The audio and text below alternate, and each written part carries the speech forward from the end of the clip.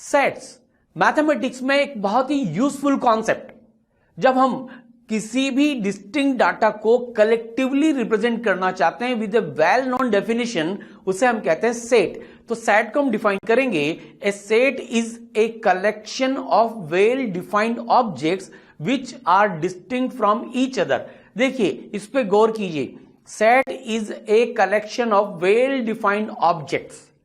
मान लीजिए आप अपने स्कूल की असेंबली में खड़े हुए हैं। आपको पता है असेंबली में क्या होता है, सारे टीचर्स एक तरफ खड़े होते हैं, सारे स्टूडेंट्स एक तरफ खड़े होते हैं। तो जो सारे टीचर्स खड़े हुए हैं उनको कलेक्टिवली हम क्या कहेंगे, सेट ऑफ टीचर्स। और जो सारे स्टूडेंट्स असेंबली में खड़े हुए हैं उन्हें हम क्या कहेंगे, सेट ऑफ स्टूडेंट्स।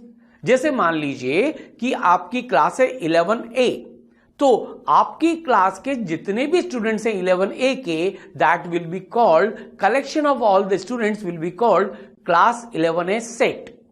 मान लीजिए इंग्लिश अल्फाबेट है, कितने हैं 26, उन सबका collection ABCD up to Z is called set of English alphabets. अगर मैं आपसे कहूं सेट ऑफ वोवल्स, तो आप क्या कहेंगे, AEIOU।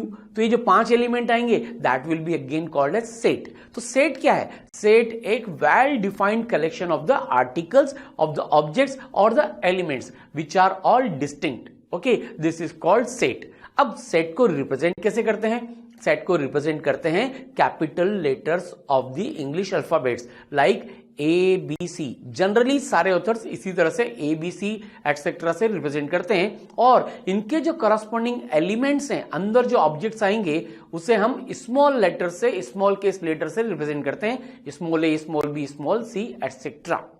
तो डेफिनेशन समझ में आई, what we call set. Okay, अब देखिए, इफ A is an element of set A, then we write, देखो अगर कोई भी सेट है A और उसका एलिमेंट है स्मॉल a, इसको लिखने का एक तरीका है, ये symbol element of A is element of A, या हम इसे ऐसा भी कह सकते हैं A belongs to A, यानी कि element A belongs to set A। और मैथमेटिकली शॉर्ट में हम लिखेंगे, ये तो लैंग्वेज फॉर्म में हो गया, और ये मैथमेटिकली इसको रिप्रेजेंट करेंगे A एलिमेंट, ये जो E का साइन दिख रहा है आपको, A एलिमेंट ऑफ A। लेकिन अगर मान लीजिए A does not belong to A, यानी कि small a capital A set का एलिमेंट नहीं है, तो उसको लिखने का क्या तरीका है, बहुत सिंपल है, A is not element of A। ये देखो एलिमेंट का साइन बनाया और उसको क्रॉस कर दिया इस तरह से स्लैश के साथ, तो ये हो गया A not element of A। Okay, या हम कह सकते हैं A does not belong to A। Okay fine, एक एग्जांपल से इसको और ज्यादा देखते हैं। मान लीजिए मैं लिखना चाहता हूं the collection of first 5 prime natural numbers is a set containing the elements. First 5 natural prime numbers, natural, okay 1 2 3 4 5 इस तरह से चलेगा, लेकिन जो प्राइम नंबर्स भी हैं नेचुरल भी हैं, क्या होंगे, फर्स्ट वन इज द 2, आप भी जानते हैं, फिर 3, फिर 5, फिर 7, फिर 11। अब ये सब देखो ये क्या होंगे, ये इस सेट की डेफिनेशन हो गई, क्योंकि वेल डिफाइंड हो गया, फर्स्ट 5 प्राइम नेचुरल नंबर्स। अब 2 भी इस सेट का एलिमेंट है, 3 भी है, 5 भी है, 7 भी है, 11 भी है, लेकिन 1 is not the element of this set. Okay, समझ में आ गया, फाइन। अब हम बात करेंगे कुछ इंपॉर्टेंट नंबर ऑफ सेट्स की, सम इंपॉर्टेंट नंबर सेट्स। अब देखो हम ऑलरेडी प्रीवियस क्लासेस में पढ़ चुके हैं, जैसे सेट ऑफ नेचुरल नंबर्स, तब हमने प्रॉपर्ली नहीं जाना था कि सेट क्या है, लेकिन नेचुरल नंबर्स को रिप्रेजेंट करेंगे कलेक्टिवली, तो क्या लिखेंगे, set of natural numbers, set of integers, set of real numbers. तो चलिए उन्हीं हम नंबर सेट्स को एक बार रिकॉल करते हैं। एंड कैपिटल N है set of all natural numbers, और आप सब जानते हैं ये क्या होंगे, 1 2 3 4 अप टू इन्फिनिटी। फिर मैं लूंगा सेट ऑफ होल नंबर्स। अब होल नंबर में क्या आ जाएगा, ये 1 2 3 4 के साथ साथ 0 आ जाएगा, तो क्या हो गया, set of whole number is 0 1 2 3 up to so on. Okay, फिर मान लीजिए मैं लेता हूं सेट ऑफ इंटीजर। अब दो तरह के सिंबल नॉर्मली ऑथर्स यूज करते हैं, या तो वो जेड से रिप्रेजेंट करते हैं या कुछ ऑथर्स इसे आई से रिप्रेजेंट करते हैं। यह है सेट ऑफ ऑल इंटीजर्स। क्या होते हैं वे इंटीजर्स, नेगेटिव इंटीजर्स भी हैं, जीरो भी है और पॉजिटिव भी है, यानी कि -3 -2 -1 0 1 2 3 etcetera. This is called set of integers. और माइन्यूटली जाएंगे तो मान लीजिए जेड प्लस और आई प्लस, यानी कि set of all positive integers, तो क्या क्या आएंगे, 1 से शुरू हो जाएगा, 1 2 3 एटसेट्रा, यानी कि नेचुरल नंबर्स। इसी तरह से जेड माइनस भी आएगा, आई माइनस भी आ सकता है। सेट ऑफ नेगेटिव इंटीजर्स क्या होगा भाई, ये बताओ भाई, -∞, -3, -2, -1 तक। अब एक और सेट डिफाइन करते हैं, जेड नॉट। जेड नॉट का मतलब हो गया the set of all non zero integers, मतलब इसमें सारे इंटीजर आ सकते हैं लेकिन जीरो नहीं आ सकता। तो क्या आएंगे उस सेट के elements, +, -1, +, -2, +, -3, +, -4 and so on. Zero के अलावा सारे इंटीजर्स आ जाएंगे। ओके, अगर मान लीजिए कोई हमसे कहे कि नॉन नेगेटिव इंटीजर्स डिफाइन करो इनका सेट, तो भाई नॉन नेगेटिव इंटीजर का मतलब क्या हो गया, जो नेगेटिव नहीं हो, यानी कि जो जीरो या प्लस हो सकते हैं। तो नॉन नेगेटिव का मतलब 0, 1, 2, 3 जैसे होल नंबर। क्लियर है? Okay. Q, set of rational numbers. Recall करो, रैशनल नंबर किस फॉर्म में आते हैं, P/Q की फॉर्म में आते हैं, where P and Q are element of I and Q not equal to 0। और रिकॉल करो कि जितने भी डेसिमल नंबर्स हैं टर्मिनेटिंग, वो सारे क्या होते हैं, रैशनल नंबर होते हैं। और नॉन टर्मिनेटिंग लेकिन रिपीटिंग डिजिट्स जिनकी आती है डेसिमल के बाद, नॉन टर्मिनेटिंग तो है लेकिन रिपीटेड डिजिट्स आती हैं डेसिमल के बाद, जैसे 1.333333 रिपीट हो गया, तो ये भी क्या है, रैशनल नंबर्स हैं। ये उसके कुछ एग्जांपल्स हैं और इस सेट को क्या कहते हैं, क्यू। फिर इसके बाद हमने एक सेट और पढ़ा था, R, the set of all real numbers, ये भी हम जानते हैं।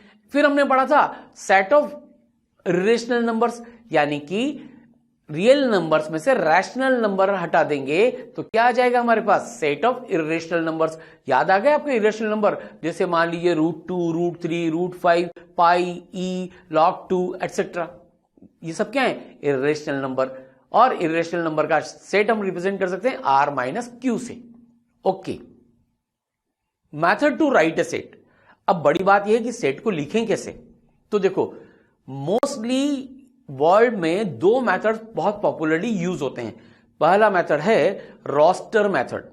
रोस्टर मेथड बहुत सिंपल है, दो कर्ली ब्रेसेस बनाओ और जितने भी एलिमेंट हैं उनको सजा दो कोमा लगा लगा के। जैसे मान लीजिए 1, 2, 3, 4, 5 ये एक सेट के एलिमेंट हैं, तो मैं क्या करूंगा, कर्ली ब्रेसेस लगाऊंगा, फिर लिखूंगा 1, 2, 3, 4, 5 लाइक दिस। तो in this method, a set is described by listing elements separated by commas and enclose them by curly braces। यानी कि इस तरह से the set of vowels of English alphabet may be described as, देखो ये roster method कहलाता है। ये मैंने दो कर्ली ब्रेसेस लिए और फिर A, E, I, U, O, U। Clear है? This is called what, roster method। एक और मेथड होता है that is called set builder form. कौन सी, सेट बिल्डर फॉर्म। भाई सेट बिल्डर फॉर्म क्या होता है, लिखते तो कर्ली ब्रेसेस में है लेकिन जो रूल इस सेट को डिफाइन करता है उसे हम एक्सप्लेन करते हैं, जैसे ये। In this case we write down a property और रूल P, मान लीजिए, which gives us all the elements of the set, यानी कि उस डेफिनेशन में जो एलिमेंट्स कवर हो रहे हैं उस रूल को हमें लिखना है। जैसे मान लीजिए हमने लिखा A इज इक्वल टू ये कर्ली ब्रेसेस और यहां पे लिखा X। अब X क्या है, कहां से आएगा, इसकी प्रॉपर्टी हमने यहां पे लिख दी Px, और ये क्या लगा दिया, यहां पर हमने कॉलन लगा दिया। समझ में आ गया, X colon P of X, यानी कि प्रॉपर्टी ऑफ X लिखी होगी। जैसे मैं एक एग्जांपल आपको देता हूं, राइट। देखिए ये सेट मुझे लिखना है, क्या लिखना है, ये देखिए A इज इक्वल टू, ये सेट बिल्डर फॉर्म है X क्या है, नेचुरल नंबर है, और X क्या है, 2n है, n is element of n। तो बताओ भाई, नेचुरल भी हो और 2n यानी कि इवन भी हो, तो क्या आएंगे नेचुरल नंबर, तो 1, 2, 3, 4, 5, 6 डबल करेंगे तो क्या हो जाएगा, 2, 4, 6, 8। तो ये आया सेट A और ये रही इसकी set builder form. Is it clear? तो भाई सेट क्या है, एक well defined collection of the articles है। ओके, इसको कैसे रिप्रेजेंट करते हैं, कैपिटल लेटर से रिप्रेजेंट करते हैं। दो मेथड्स हमारे पास हैं, एक रोस्टर मेथड जिसमें कर्ली ब्रेसेस के बीच में एलिमेंट लिख देते हैं कॉमा लगा के, और एक सेट बिल्डर फॉर्म जिसमें हम लिखते हैं X कॉलन, फिर उसके बाद हम लिख देते हैं उसकी डेफिनेशन। Okay fine. एक और एग्जांपल देखो, मैंने लिखा B is equal to set X square, क्या है, X एलिमेंट ऑफ Z। अब Z क्या है, इंटीजर्स, इंटीजर्स का स्क्वायर क्या आएगा भाई, 0 का 0, -1 का भी 1, +1 का भी 1, -2 का 4, +2 का भी 4, तो 0, 1, 4, 9, 16 एटसेट्रा। तो that will B set B। उल्टा जाएंगे तो इसको सेट बिल्डर फॉर्म में ऐसे रिप्रेजेंट करेंगे।